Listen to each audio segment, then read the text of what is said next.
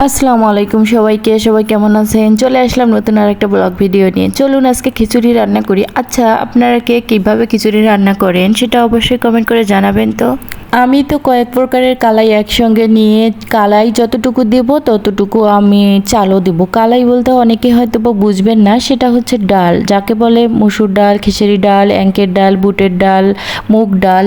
এই কয়েক প্রকারের ডাল দোকানে গিয়ে বললেই আপনাদের 100 টাকা বা 50 টাকা 200 টাকা যে যেরকম দামের নিতে পারেন নিয়ে আসতে পারেন। আমি নিয়ে আসি একবারে 200 টাকার মতো করে, তো আমার 4-5 বার খিচুড়ি খাওয়া হয়ে যায়। এটা আমি রাইস কুকারের পট দিয়ে মেপে নিচ্ছি, যেহেতু আমি খিচুড়ি রান্না করব শুধু রাতের জন্য। তো আমি এখানে 2 পট ডাউল নেব আর 2 পট চাউল নেব, নিয়ে আমি খিচুড়িটা রান্না করে ফেলবো। ইদানিং এমন একটা জিনিস হয়ে গেছে যে নিজের রান্না সবার সাথে শেয়ার করতে খুবই ভালো লাগে। আপনাদের রান্না কেমন আমার সাথে মিলে কিনা অবশ্যই কমেন্ট করে জানাবেন। খিচুড়ি কিন্তু হাত দিয়ে মেখে দিয়েও রান্না করা যায়, আবার খিচুড়ি তেলের মধ্যে দিয়ে কষিয়ে কষিয়েও রান্না করা যায়, আবার ভুনা খিচুড়িও রান্না করা খুবই সহজ, আবার লেটকা খিচুড়ি রান্না করাও সহজ। যারা পারেন তো পারেনই, আর যারা পারেন না তাদের কাছে এই সহজ কাজটাও অনেক কঠিন হয়ে যায়। তো আমার ঘরে একটু গরুর মাংস ছিল, ভাবলাম যে গরুর মাংসটুকু দিয়ে আমি খিচুড়ি রান্না করি। আপনারা হয়তো ভাববেন যে গরুর মাংস, আসলে সেই মাংস না, এটা আমার রান্না করা মাংস। রান্না করার পর যেটুকু মাংস বেঁচে ছিল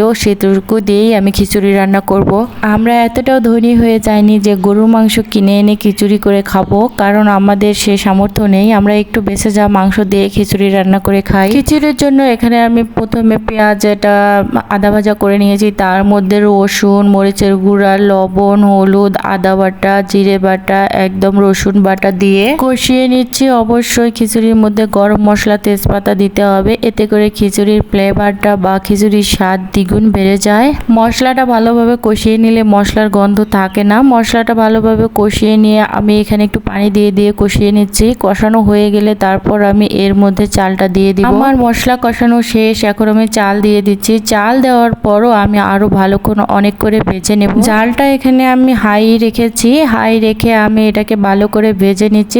ভাজা হয়ে গেলে আমি এখানে পরিমাণ মতো পানি দিয়ে দিব। সব সময়ের জন্য আমি পানি মেপে দেই। এখানে আমি আলাদা করে কিছু তুলে নিলাম যেখানে মরিচের গুঁড়া দেইনি আমার ছোট মেয়েটার জন্য। তারপরে আমি মরিচের গুঁড়া দিয়ে নিলাম, কারণ ছোট মানুষ ঝাল খেতে পারবে না।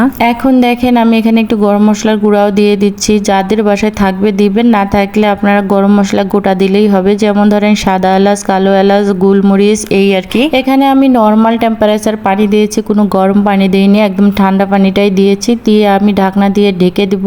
তারপর দেখেন এইদিকে আমার কত মাজা ঘষা রয়েছিল সেসব আমি সঙ্গে সঙ্গে মেজে নিচ্ছি, কারণ যখন কার কাজ তখনই যদি করে ফেলতে পারি তাহলে কাজ কিন্তু অনেক অংশে কমে আসে, কাজ এত বেশি মনে হয় না। কাজ কখনো জমিয়ে রাখবেন না, জমিয়ে রাখলে কাজ কিন্তু কখনোই শেষ হয় না। আর জমিয়ে রাখার পর আসলে বসে থাকতে শুয়ে থাকতেও শান্তি লাগে না। তাই আমি যখনকার কাজ তখনই শেষ করার চেষ্টা করি। আপনারা কি করেন অবশ্যই কমেন্ট করে জানাবেন। এইদিকে আমি আমার খিচুড়িটা দেখতে চলে আসি। খিচুড়িটা হয়নি, একটু নিচ থেকে লাড়িয়ে দিচ্ছি, কারণ খিচুড়ি সবসময় লাড়বেন না, লাড়লে কিন্তু একদম পুড়ে যাবে। এই পর্যায়ে আমি মাংসটাও ঢেলে দিচ্ছি, রান্না করা মাংস যেহেতু, তাই আমি এখনই ঢেলে দিলাম। দিয়ে ভালোভাবে নাড়াচাড়া করে দিয়ে আবার আমি ঢাকনা দিয়ে ঢেকে দিব।